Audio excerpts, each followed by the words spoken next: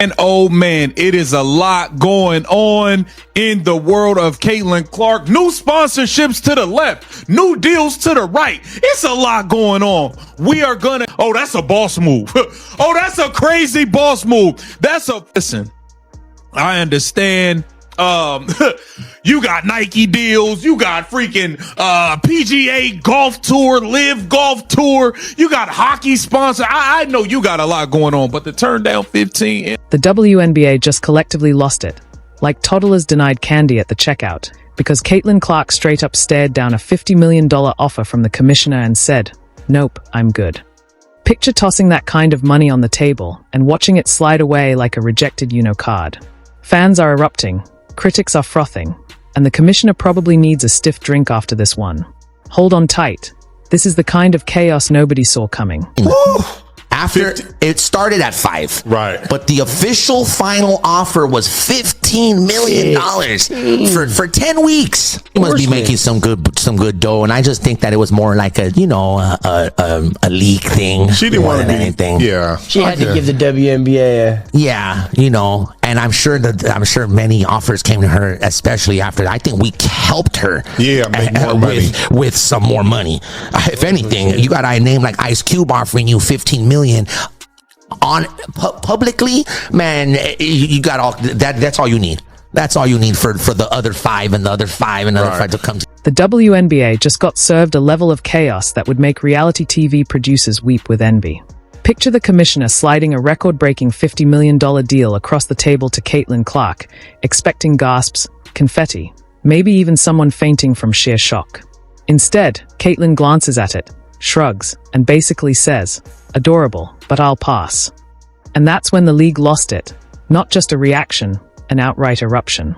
Imagine toddlers in a Walmart being told the toy aisle is off limits. That's the energy. If y'all thought a few million and some equity was gonna get her to show up and play in your league, you got another thing coming. I said it. If Unrivaled want Caitlin Clark, y'all, a minimum of 10 million plus like 50% ownership of the whole league. That's where we start. That's the starting negotiation point. I might have undersold her, y'all. I might have undersold Caitlin Clark. Look. To see why this rejection lit the internet on fire, you have to rewind and study Caitlin Clark's meteoric rise. She's not just a basketball player. She's a human cheat code. She stormed into college hoops, raining threes from distances that made parking lots jealous, leaving defenders looking like extras in her highlight reel. Fans didn't just attend her games.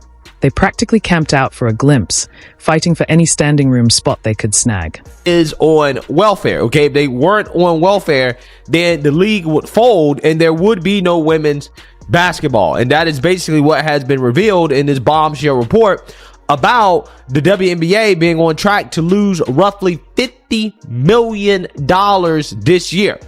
$50 million, which is significantly more than the WNBA had been losing on a yearly basis in the past. Now, again, this is a little bit surprising because of the explosion in popularity of the WNBA due to Caitlin Clark, okay? But once we get into the details, it's not really all that surprising, but at the same time, reports like this kind of drive home the point that reasonable people have been trying to make about. By the time Caitlin Clark arrived in the WNBA, she wasn't just a rookie.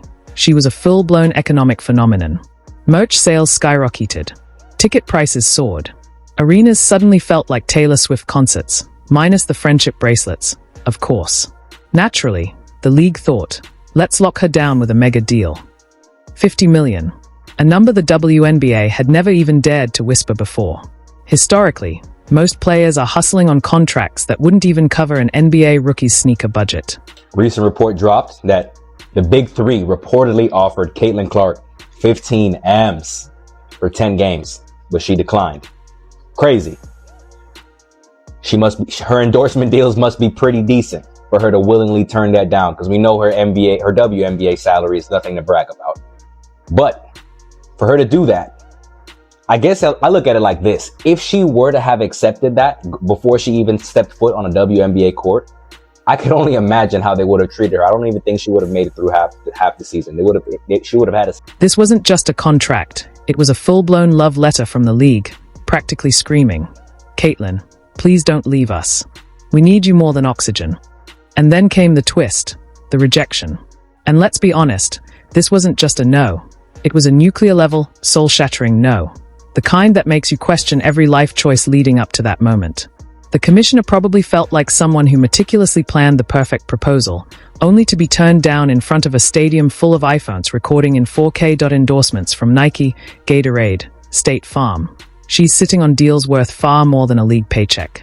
Caitlin doesn't need the WNBA's $50 million when she can double that with a smile and commercials while effortlessly draining logo threes. And here's the kicker.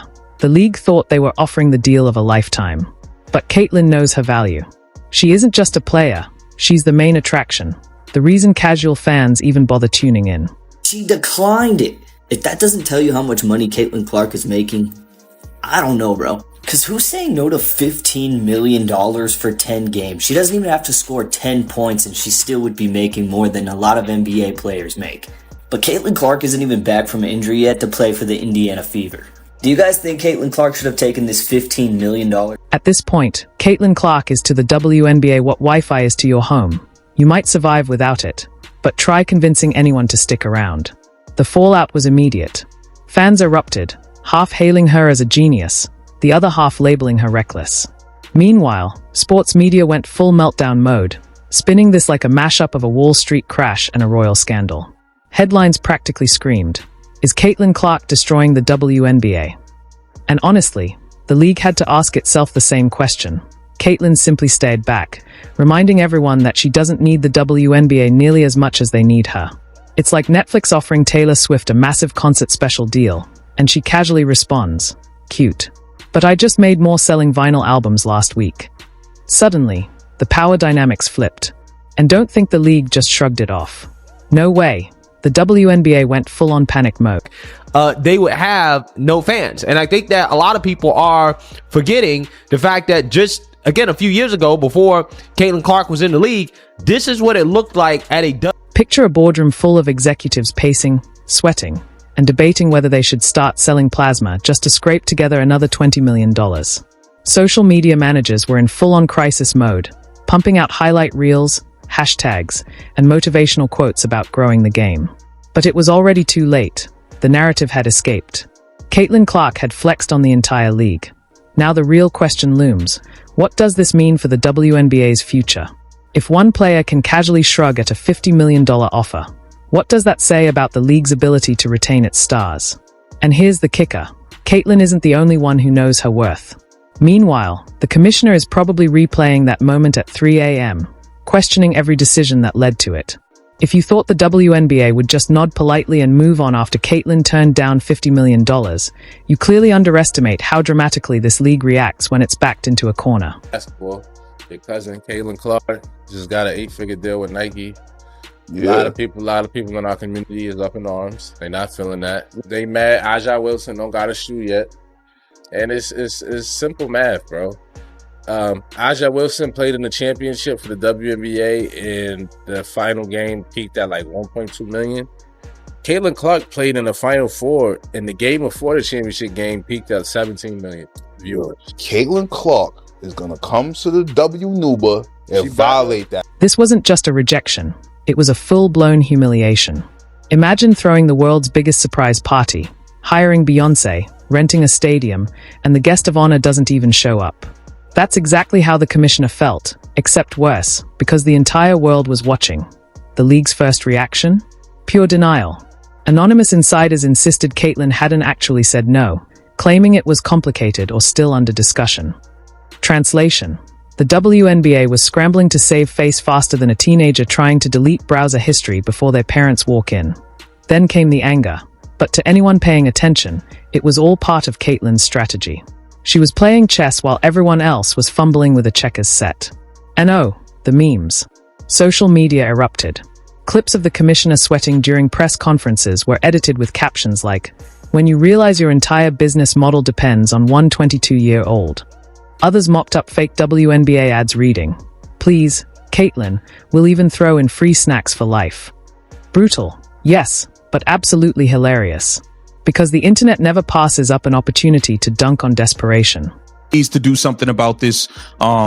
Kathy Engelberg, you need to get a hold of what's going on here. The officiating Kelsey Mitchell getting knocked around like a damn pinball, shoots 4 free throws. Aaliyah Boston plays an entire game as big, as strong, as physical as she is. Aaliyah Boston shoots 0 free throws. And she wasn't standing at the 3-point line. The officiating is flat out atrocious. Everybody else is getting calls. I think it's ridiculous. Just the fact that Aaliyah Boston shot 0 free throws tells you everything.